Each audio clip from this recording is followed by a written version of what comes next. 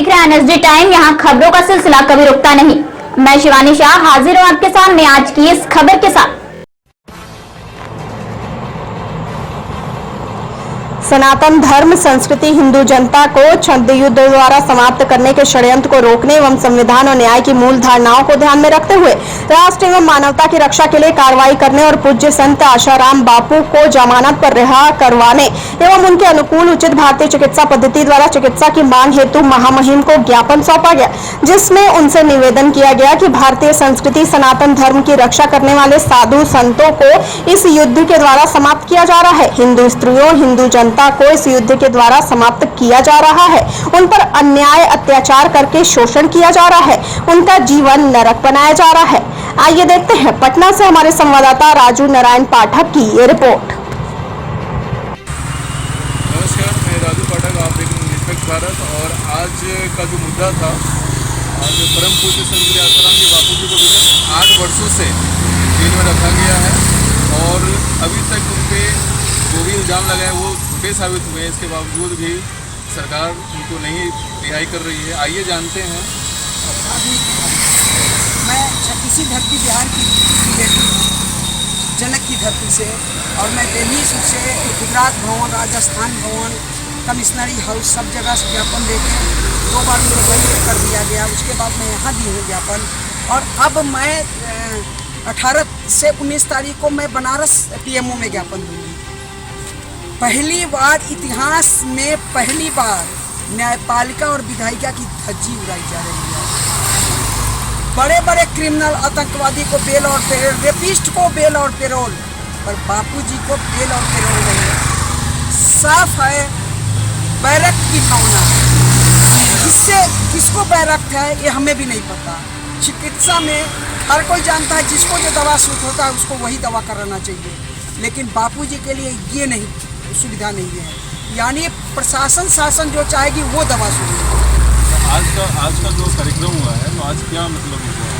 हमने ज्ञापन दिया है कि एक तो बेल पेरोल की मांग चल रही है लगातार, हाई कोर्ट तारीख पे तारीख, और दूसरे में केरल से उनके साधक दवा भेजे, जो दवा शूट भी हो रही थी, 2 दिन लेके तीसरे दिन से बंद कर दिया गया है। यानी इतनी तानाशाही किस लिए? इसके लिए हम लोग ज्ञापन दे रहे हैं। अगर सरकार सुनने को ठीक है, नहीं तो जल्द ही सबको कुछ राहत वाली बात आपको कुछ नजर आई? अभी तक तो कुछ नहीं है। तो जैसे कि आगे का परम पूज्य बापू जी को विगत 8 वर्षों से मतलब ऐसा किया जा रहा है, जो ऐसा ये पहली बार नहीं हुआ है।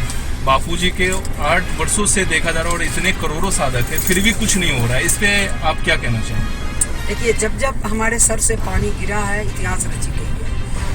अब वो जो है नहीं, जो किसी को लठ मार दीजिए तो वो सह जाएगा। अब हम लोग जो कोशिश कर रहे हैं, अगर नहीं हुई तो सारे साधक से मैं आह्वान कर रही हूँ, मैं सड़कों पर उतरूंगी, क्योंकि बापूजी का केस मैं रीड की हूँ। उसमें है कुछ नहीं, सिर्फ कहा गया है कि मुझे गलत तरीका से छुआ गया।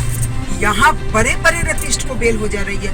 बापूजी से या तो शासन डर रहा है, या बैरक का भावना निकाल रहा है, या तो न्यायपालिका को ये कॉलेजियम सिस्टम का ऋण चुका रहा है, जो कॉलेजियम सिस्टम चाटुकारिता करके, अपने मेरिट से नहीं चाटुकारिता करके जज बने हैं। वो बापूजी के दुश्मन जो थे, जो बापूजी को जेल भेजे, जो नेता दल, जो दल, उस दल का कॉलेजियम सिस्टम का ऋण चुका रहा है।